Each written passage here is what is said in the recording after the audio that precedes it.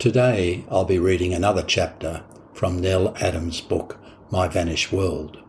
And the chapter I'll be reading is chapter 12, which is entitled The Panglong Agreement, which was signed in 1947 by the Shan. And I think it's fair to say that Nel believes the signing of this agreement had disastrous consequences for the Shan people. I'll start reading now. It was now February 1947, and as our midterm holiday had come to an end, it was time to return to school. I did not go back with Jean and my two brothers because my parents had given me permission to stop at home until the following term, when I'd be attending a new school. The political situation in Shan State had become unsettled.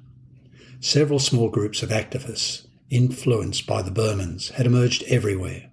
My parents, especially my mother, were disturbed by this new development, so alien to their tradition of peace and calm. During the British administration, Burma proper, an area which the Burmans formed the majority of the population, was part of India till 1937 and had always been directly under the British rule, whereas the hill states, or frontier states, were allowed to remain autonomous. When looking at the map of Burma, you'll see that the central area, or Burma proper, is surrounded by several states, the main ones being Shan, Kachin, Karen, and Chin states, collectively known as the Hill States. Frontier. The smaller Kaya state, with Moikar as its capital, was formerly part of the Shan state, which also had been ruled by a Sawbwa. The differentiation between this direct and indirect rule not only angered the Burmese nationalists, but also damaged their pride. Forever haunted by it, the Burmese politicians harboured an enmity against the British government and on other ethnic states. In 1940, a group of takins, meaning masters, including Bayok Aung San, who was later to become the most prominent political leader in the history of Burma, after clashing with the British government, fled to Japan to ask for assistance. They were jubilant when the Japanese promised them that Burma would be given independence when the war was over. They could also have the Shan State, apart from Kentung and states east of the Salween River, which they had already promised to Thailand. The Japanese army, assisted by some Burmese, advanced into Burma proper soon after the attack at Pearl Harbor, and later into the Shan State via Thailand. With the conquest of Burma, all Southeast Asian countries came under the Japanese rule. Once the Japanese had gained control and studied the situation in Burma, they gave Kentung and states east of the Salween River to the Thais, but broke their promise to the Burmese. Burma gained independence in name only, and the Shan State remained autonomous, with the Sawbwas still in power. The Burmese desire to rule over the Shan State had yet again failed to materialise. The Japanese, we later found, had other plans for the Shan State. They had set up several private firms all over the country, with their members engaged most probably as secret agents. They had been posted to mix with the locals and inspect the land. They discovered the Shan State had potential, rich in natural resources, and with land, although hilly, was productive around the river valleys. It would serve well for the overspill population of Japan. The climate was pleasant, and most Japanese would not have minded living in such a country. They liked the Shans for their simplicity and honesty. Towards the end of World War II, in 1945, disappointed and disillusioned, the Burmese nationalists abandoned their loyalty to the Japanese. Bayok Aung San emerged as the most prominent Burmese political leader. His ambition was to make Burma into an independent, democratic country. 2 years later, after the British returned in 1947, Bayok Aung San decided that the time was right to demand independence for Burma. But the British government, however, was not in favour. They felt the time was not right. It was too soon after the war, and Burma needed more time to rebuild its economy, damaged during the war, and to establish a stable political system. Also, the hill states must be protected and not allowed to make such a crucial decision without understanding what they would be letting themselves into.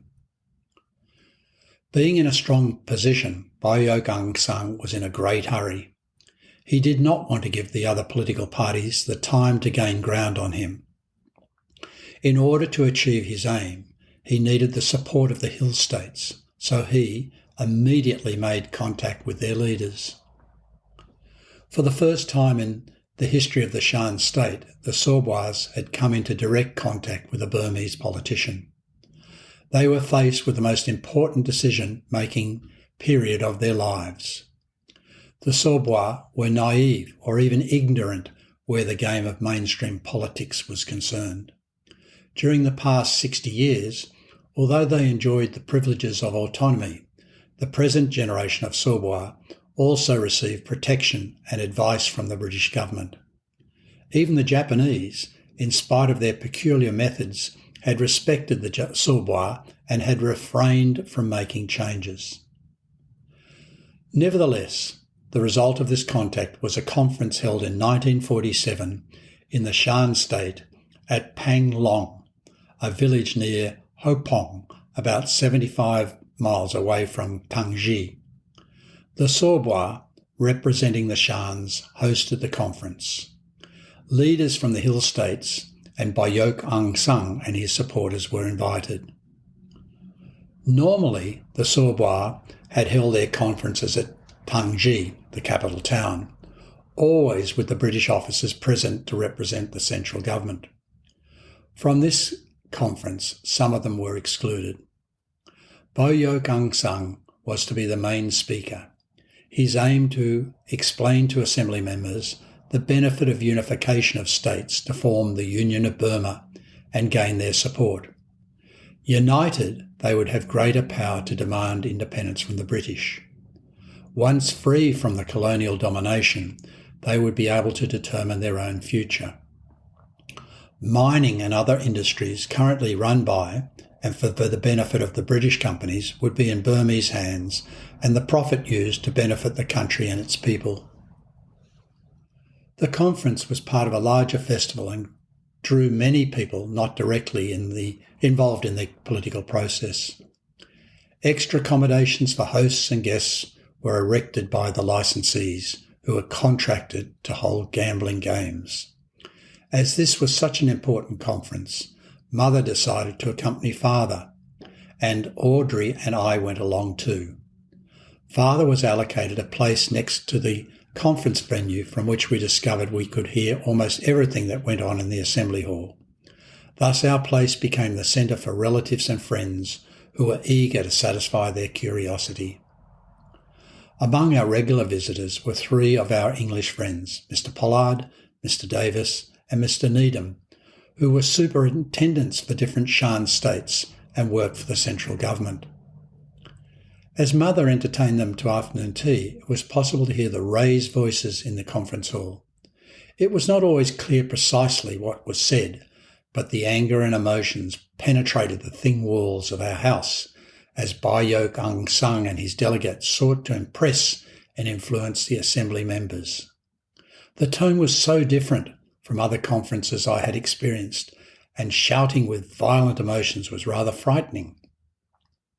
At times, the words were as clear as British colonialism was denounced to loud cheers, and as, at the end of the meeting, the hall erupted with cries, "Out, out, British, out!"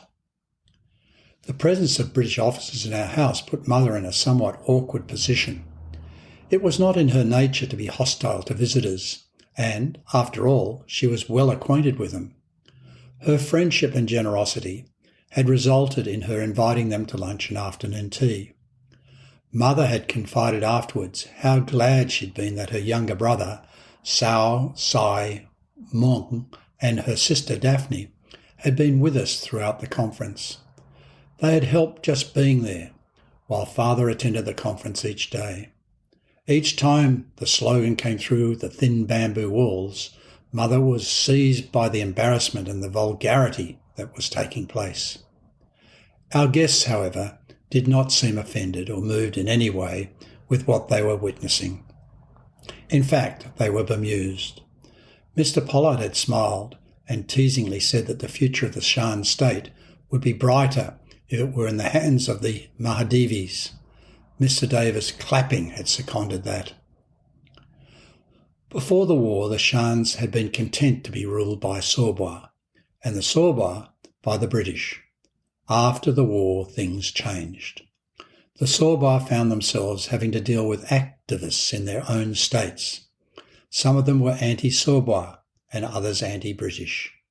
Their demonstrations, though not violent, were beginning to put pressure on the Sawbwa, and most probably this was one, if not the main reason why the Sawbwa decided that times were changing and they had to follow the wishes of the people. Perhaps it was really time for the Shan State to be totally independent of the British. The conference lasted for a week, during which Bayok Aung San achieved what he had wanted. He had managed to persuade the Hill tribe's leaders to accept his proposals. Thus, on the 14th of February 1947, the Sawbwa decided theirs and the fate of the Shan people.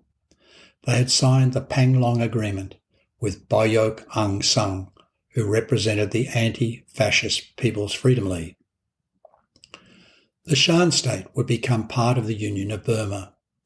The Union of Burma was to be a country of several states, each state with its system of government, and remain autonomous. All races in the Union would have equal rights and freedom. The present Sawbwa would be life members of Parliament, but their descendants would have to undergo election to become members. The Panglong Agreement was binding for a period of 10 years. After 10 years, if the Union should fail, the Shan State would be free to succeed. My father was a man of few words. All he had ever wanted was peace and to serve Lawksawk and her people to the best of his ability. He was not interested in politics outside his own state. Although sceptical about the whole agreement, he went along with the majority. Later, he explained to Mother, Audrey and me what the agreement meant and the reasons why the Sawbwa had committed themselves to it. The Sawbwa felt that the British, who had ruled over Shan State for more than 60 years, had done very little for the ordinary Shan people. They had not used profit from resources to improve the education and economy of our country. All the mining industries were in the hands of the British firms. What if the Burmese break the agreement and the union does not work out? Mother inquired anxiously. Father tried to reassure her. Bayok Aung San seemed quite sincere and genuine. If anything should go wrong, the Shan State had the right to secede after 10 years. But Mother remained unconvinced. Nothing could make Mother believe that the Sawbwa had made the right decision. She was convinced that the Sawbwa had gambled away their status and states. She reminded Father of the country's history, particularly Burma proper. There had always been political turmoil, with one party at war with another. That's the end of the chapter. And I think many of you, having listened to this, would agree that Nel's mother's concerns were well-founded. Thank you for listening.